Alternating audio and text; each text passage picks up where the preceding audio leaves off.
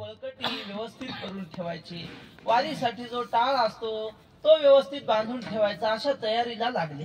पण घरामध्ये अवस्था अशी होती की चोखोबाची कांता असे ती गर्भिणी, झाले ती संपूर्ण 9 मास. नामदेव महाराज म्हणतात चोखोबाराची पत्नी गरोदर होती, तिचे 9 महिने पूर्ण झालेले. तिने हात जोडले आणि विनंती केली, का हो या वर्षी तुम्ही वारीला नाही गेले तर चालणार नाही का? असं म्हटल्यावर चोखोबाराय म्हटले, असं चालत नाही. अगं मी जर गेलो नाही तर ज्ञानेश्वर महाराज काय म्हणतील, नामदेव महाराज काय म्हणतील, मला वारीला गेलंच पाहिजे. चोखोबाराची पत्नी विनंती करू लागली. वारकऱ्यांचा नियम असा आहे, म्हणजे खरे जे नियमाचे वारकरी आहेत ना, त्यांचा नियम असा आहे, आषाढीला एखादा वारकरी नेहमीचा दिसला नाही तर ते त्याच्या नावचं दाव घालतात. म्हणजे समजायचं की हा आता मेलेला आहे. जर जिवंत असता तर वारीला आलाच असता. असा वारकऱ्याचा नाही दिसला ना मग मेला समजायचं, असं त्यांचा वारकऱ्यांचा नियम. मग चोखोबाराय म्हटले, मला वारी चुकवता यायची नाही. ती म्हटली, अहो माझी अवस्था बघा, कधी बाळंतपण होईल सांगता येत नाही. पण चोखोबाराय काय ऐके ना, त्यांनी आपली वळकटी बांधली. ती मग म्हटली, ठीक आहे तुम्हाला जायचं तर जा, पण तुमच्या बहिणीला जाता जाता भेटा, तिला घरी पाठवून द्या.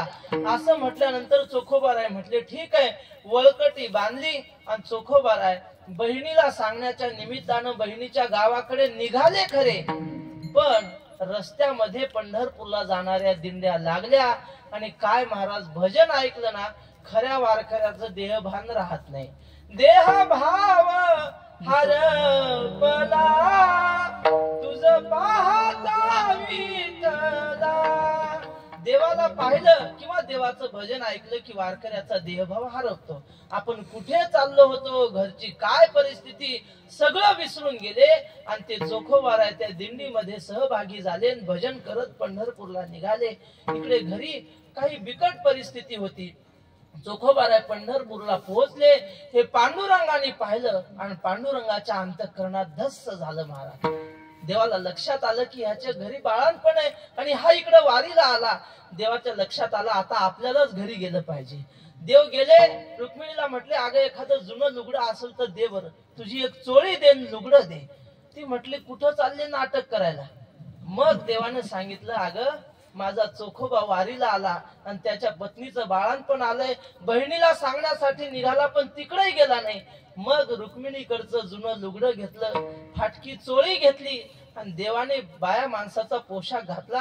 कानातलं घातलं, नाकातलं घातलं, डोळ्यातलं नसतं, सगळे अलंकार घातले आणि मग चोखोबारायच्या घरी आले.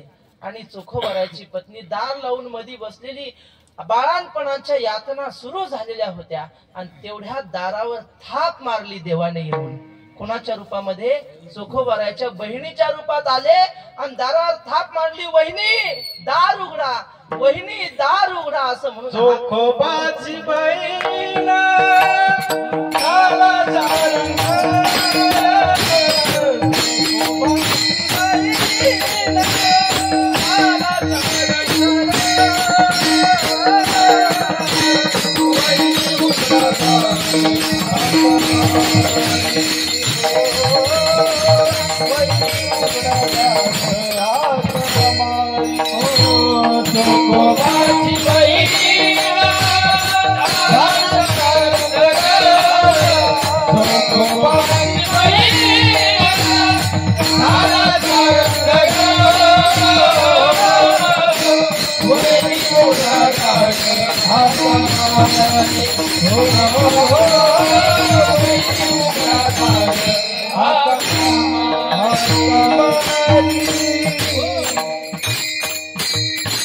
चोखोबारायची पत्नी सोयराबाई घरामध्ये होती आणि तिला तिच्या ननंदेसारखा आवाज आला.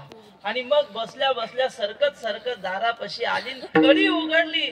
उघडल्या बरोबर पाहिलं की आपल्या नवऱ्याची बायको आलेली आहे आणि आपल्या सेवेसाठी आली. असा आनंद झाला महाराज, डोळ्यातून आनंद अश्रू आले सोयराबाईच्या. आणि सोयराबाई म्हणते, बरे बाई तुम्हा देवाने धाडिले, पती माझे गेले कोणीकडे. सोयराबाई म्हणते, बाई बरं झालं तुम्हाला देवानेच पाठवलं. आता देवाने पाठवलं होतं का देवच आला होता? बर, पण म्हणते बरे बाई तुम्हा देवाने धाडिले. आणि मग काय महाराज, बाळांपण ही अशी अवस्था की त्या मातेला त्या काळात कुणाचा तरी आधार पाहिजे. इतका वेळ आधार नव्हता, आता साक्षात देवच आधार म्हणून आला.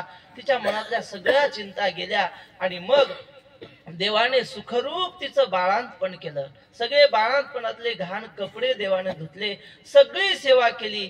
जगामध्ये अनेक संत झाले, अनेक संतांची देवाने सेवा केली, पण एवढ्या सामान्य दर्जाची सेवा फक्त चोखोबा यांचीच केली. विठ्ठल विठ्ठल.